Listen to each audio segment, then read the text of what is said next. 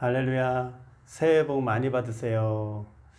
오늘은 복 받는 비결이라는 제목으로 함께 은혜 나누기 원합니다. 복을 빌어주고 복을 받는 것은 기분 좋은 일입니다. 우리 실생활 가운데서도 복이라는 단어는 자주 접하는 말입니다.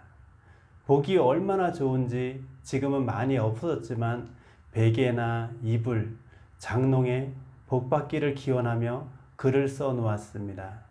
심지어 숟가락에도 복을 밥과 함께 떠먹는 나쁘지 않습니다. 복을 서로 빌어주는 것은 새해뿐만 아니라 1년 내내 서로 빌어주면 좋을 것 같습니다. 올 1년 그렇게 한번 해봅시다. 옛말에도 말이 씨가 된다 하지 않습니까? 제가 어렸을 적에 다니던 교회에 권사님이 이런 말씀을 하셨었습니다. 우리 대한민국이 이렇게 잘 살게 된 이유가 부모나 이웃 어른들이 아이들에게 해준 한마디 말 때문이랍니다. 6.25 전쟁 후에 잘 먹질 못해서 그런지 아이들이 코를 많이 흘렸다고 합니다. 그래서 부모나 이웃집 어른들이 코 흘리는 아이를 보면 누구나 할 것 없이 치맛자락을 아이의 코에 대고 흥해라 흥해라 코를 풀라고 흥해라 했지만 그 말이 씨가 되어 그 말을 듣고 자란 아이들은 흥할 수밖에 없었기 때문에 그때부터 대한민국이 흥하게 되었답니다. 제가 초등학교 다닐 때만 해도 1학년, 2학년 때까지 학급 친구들이 손수건을 왼쪽 가슴에 달고 다녔던 것 같습니다. 손수건이 없으면 소매자락이 맨질맨질해집니다. 안 해보셨으면 말을 마셔야 합니다. 사람들의 말은 굉장한 힘을 가지고 있습니다. 한마디 말로 청량빛을 갚는다는 속담이 있을 정도로 말의 힘은 위대합니다. 말 한마디로 사람의 인생을 바꾸어 놓는 것입니다. 잠언서에는 혀는 죽고 살리는 권세가 있다고 합니다. 잠언서 18장 21절 말씀입니다. 죽고 사는 것이 혀의 권세에 달렸나니 혀를 쓰기 좋아하는 자는 그 열매를 먹으리라. 반복적인 말은 열매가 되어 나에게 돌아온다는 것입니다. 마태복음 10장 12절 이하의 말씀에 너희가 어느 집에 들어가거든 평안을 빌라 하십니다. 그 집에 빈 것이 합당하면 그 집에 임할 것이요 그렇지 않으면 너희에게 돌아온다고 말씀합니다. 축복을 빌었는데 그 사람이 받을 만한 합당한 사람이 아니면 그 복이 나에게로 돌아온다는 것입니다. 그러면 저주를 빌면 어떨까요? 저주 받을 만한 사람이면 그가 받겠지만 그렇지 않으면 내가 말한 악한 말 내가 받는 것입니다. 그렇기에 우리는 누구에게든 좋은 말로 복을 빌어야 합니다. 무슨 열매 먹기를 원하십니까? 좋은 열매, 아름다운 열매입니까? 썩고 병든 악한 열매입니까? 자신의 입에서 뿌려진 것을 열매로 거두는 것입니다. 새해에 좋은 말들로 덕담을 나눕니다. 정말로 그렇게 되기를 소망하며 말하고 또한 그렇게 되기를 바라며 받아들이는 것입니다. 처음 그 마음이 끝까지 유지된다면 그 바람은 반드시 이룰 것입니다. 무슨 일이든 중도에 포기하면 이룰 수 없습니다. 무엇이든 끝까지 변치 않는 것이 중요합니다. 학업도, 사랑도, 결혼 생활도, 우리의 믿음도 중도에 포기하거나 변하면 안 됩니다. 새해에 소망하는 모든 계획과 바람들 모두 이루시기를 주님의 이름으로 축원합니다. 하나님께서 성도된 자에게 요구하시는 것이 있는데 그 믿음을 끝까지 지켜야 한다는 것입니다. 시브리서 3장 14절 말씀 보겠습니다. 우리가 시작할 때에 확실한 것을 끝까지 견고히 잡으면 그리스도와 함께 참여한 자가 되리라. 하나님이 주신 그 십자가 보혈의 믿음을 끝까지 잡고 있어야 주님의 날에 천국에 참여하는 자가 될 수 있다고 말씀합니다. 성도된 자의 진정한 복은 천국을 얻는 것은 당연한 것이며 이 땅에서도 복을 받아 누리는 것입니다. 하나님께서는 우리의 모든 것에 범사에 잘 되기를 원하십니다. 요한 3서 1장 2절 말씀입니다. 사랑하는 자여 내 영혼이 잘됨 같이 내가 범사에 잘 되고 강건하기를 내가 간구하노라. 먼저 우리의 영혼이 잘 되기를 원하시며 또한 우리의 삶에 범사에 잘 되기를 강건하기를 바라십니다. 하나님의 복을 받는 비결은 무엇입니까? 우리의 영혼이 잘 되고 범사에 잘 되는 복 받는 비결, 지금부터 말씀드리도록 하겠습니다. 요한계시록 1장 3절 말씀입니다. 이 예언의 말씀을 읽는 자와 듣는 자들과 그 가운데 기록한 것을 지키는 자들이 복이 있나니 때가 가까움이라. 복 있는 자들의 비결이 말씀을 읽는 자와 말씀을 듣는 자와 말씀을 지키는 자에게 있다고 말씀합니다. 무엇을 보느냐에 따라 사람의 마음도 그곳에 있을 수 있습니다. 우리가 잘 알고 있는 다윗은 하나님 앞에 정직하며 진실한 사람이었습니다. 그런데 그가 우리아의 아내 밧세바를 데려다 간음한 것은 기도해야 할 장소에서 기도해야 할 시간에 엉뚱한 곳을 바라보고 그곳에 마음을 빼앗겼기 때문에 범죄하고 말았습니다. 보는 것이 너무도 중요한 시대입니다.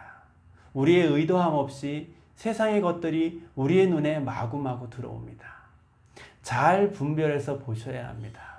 언제 그곳에 마음을 뺏겨서 범죄하고 있을지 모릅니다. 성도된 자는 늘 말씀을 가까이 해야 합니다. 그래야 세상의 것들로부터 마음을 빼앗기지 않을 수 있습니다. 또한 말씀을 바로 알아야 믿음의 길을 좌로나 우로 치우치지 아니하고 나아갈 수 있습니다. 신명기 28장 1절 2절 말씀입니다. 내가 네 하나님 여호와의 말씀을 삼가 듣고 내가 오늘날 네게 명하는 그 모든 명령을 지켜 행하면 네 하나님 여호와께서 너를 세계 모든 민족 위에 뛰어나게 하실 것이라. 내가 네 하나님 여호와의 말씀을 순종하면 이 모든 복이 내게 임하며 내게 미치리니. 하나님께서는 분명하게 말씀하십니다. 무엇을 하면 복을 주신다. 여호와의 말씀을 듣고 지켜 행하면 모든 민족 위에 뛰어나게 하실 것이다.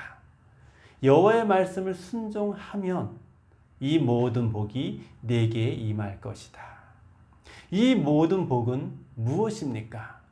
성읍에서도 복을 받고 들에서도 복을 받을 것이며 내 몸의 소생과 내 토지의 소산과 내 짐승의 새끼와 내 우양의 새끼가 복을 받을 것이며 내 광주리와 떡반죽 그릇이 복을 받을 것이며 내가 들어와도 나가도 복을 받는 그 복을 말씀하는 것입니다.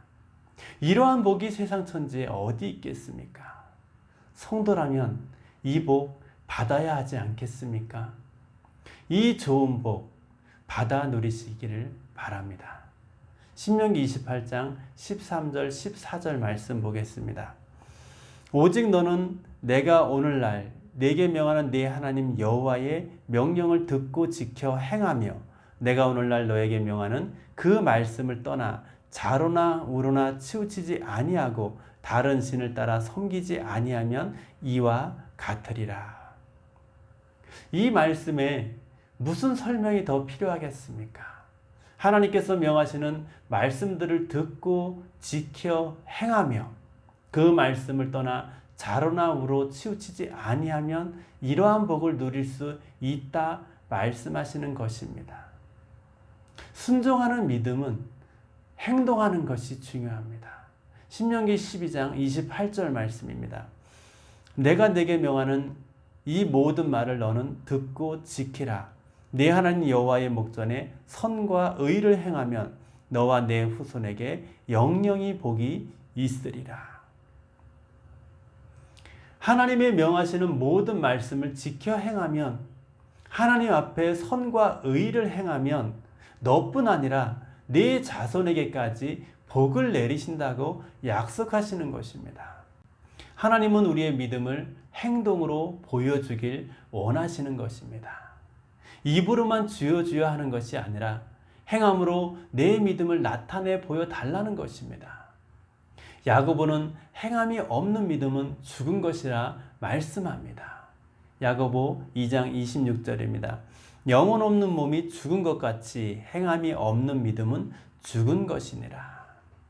이런 말씀도 잊지 하고 지나치기에는 무섭고 두려운 말씀입니다.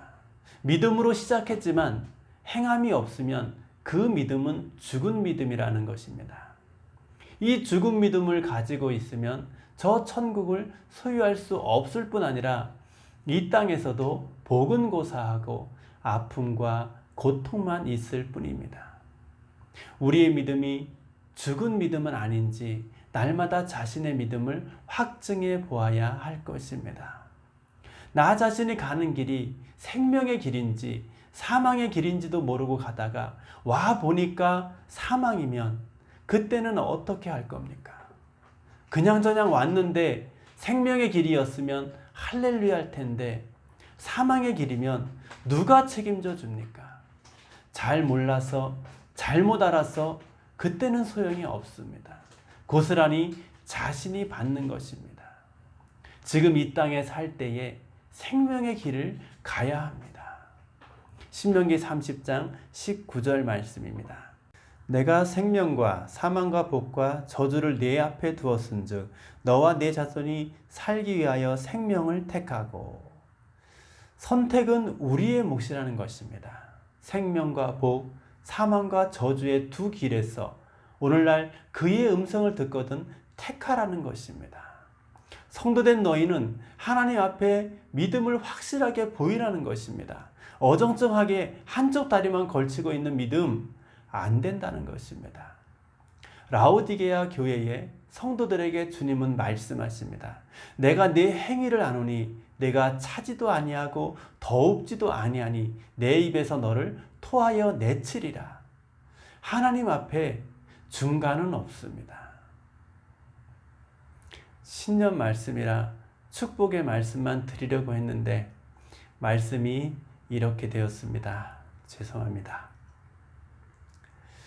말씀 안에 들어오면 복 받는 것은 확증된 것입니다. 힘들어도 인내하며 힘내시기를 바랍니다. 할렐루야. 야고보서 1장 25절입니다.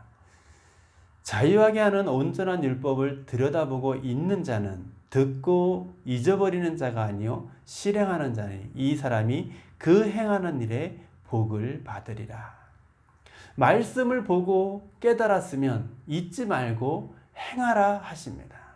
어떠한 환경에서도 외면하지 말고 지켜 행하라 하십니다. 그리하면 그가 하는 모든 일에 복을 내리신다고 말씀합니다.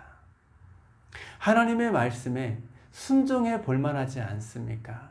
그리하면 하나님 자녀 삼아주시고 이 땅에서 모든 복을 내려주시고 그 마지막은 천국에 이르는 것입니다.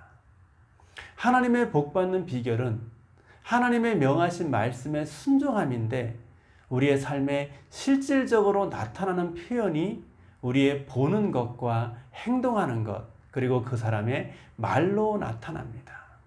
거의 대부분의 불화가 말에서 비롯되는 것 같습니다. 요즘 매체들을 보면 말 자기가 한 말 때문에 발목이 잡히기도 하고 울고 웃고 참 어지러운 세상입니다. 야고보 3장 2절에 말에 대하여 이렇게 말씀합니다. 우리가 다 실수가 많으니 만일 말에 실수가 없는 자면 곧 온전한 사람이라 능히 온 몸도 굴레 씌우리라. 거의 대부분의 실수를 말을 잘못해서 비롯되는 것이 많은 듯합니다. 상대에게 화를 돋구고 상처를 주는 것은 행동도 있지만 말에서부터 시작되는 경우가 대부분입니다. 생활 가운데 말 조심하셔서 상대방을 화나게 하지 마시고, 혹 누가 상처 주는 말을 한다 할지라도 욱하지 마시고 참으시기 바랍니다. 참을 일 3번이면 살인도 멸한다는 말이 있지 않습니까?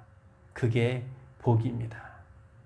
하나님은 우리의 모든 말을 듣고 계시기에 더욱 조심히 말해야 합니다. 민수기 14장 28절 말씀입니다. 그들에게 이르기를 여호와의 말씀에 나의 삶을 가리켜 맹세하노라. 너희 말이 내 귀에 들린 대로 내가 너희에게 행하리니.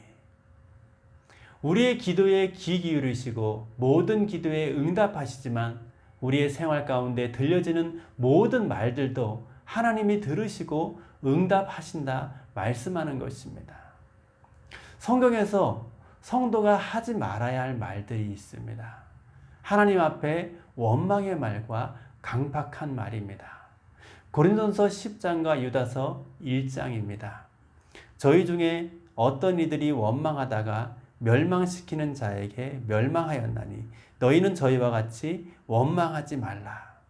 이는 무 사람을 심판하사 모든 경건치 않은 자의 경건치 않게 행한 모든 경건치 않은 일과 또 경건치 않은 죄인의 죽게 거슬려 한 모든 강팍한 말을 인하여 저희를 정죄하려 하심이라 하였느니라. 하나님께 대한 원망의 말과 하나님 앞에서 강팍한 말을 해서는 안 된다고 말씀합니다. 내 뜻대로 되지 않는다고 하나님 앞에서 원망의 말을 표현해서는 안 됩니다. 하나님의 말씀에 에이 뭐 그런 말이 어디 있어라는 강팍한 심령을 표현하는 말도 해서는 안 됩니다. 오직 성도된 자는 화목해하는 말과 감사의 말을 해야 합니다. 마가복음 9장과 골로새서 4장, 고린도후서 5장의 말씀을 종합해 보면 이렇습니다. 너희 말을 항상 은혜 가운데서 소금으로 고르게 함같이 서로 화목하라. 이것이 성도된 자의 직책이다. 에베소서 5장과 데살로니가 전서 5장의 말씀에는 누추함과 희롱의 말이 마땅치 아니하니 범사에 감사하는 말을 하라. 우리의 마음은 항상 하나님께로 향해 있으며 우리의 말과 행동은 세상으로 빛과 소금된 모습으로 나타나야 하는 것입니다. 우리의 보는 것과 말하는 것과 행함이 일치하여 하나님의 명하신 말씀에 순종함으로 하나님의 모든 복이 임하고 풍성함으로 열매 맺혀 누리는 은혜가 있으시길 바랍니다. 크게 잘 될 것입니다.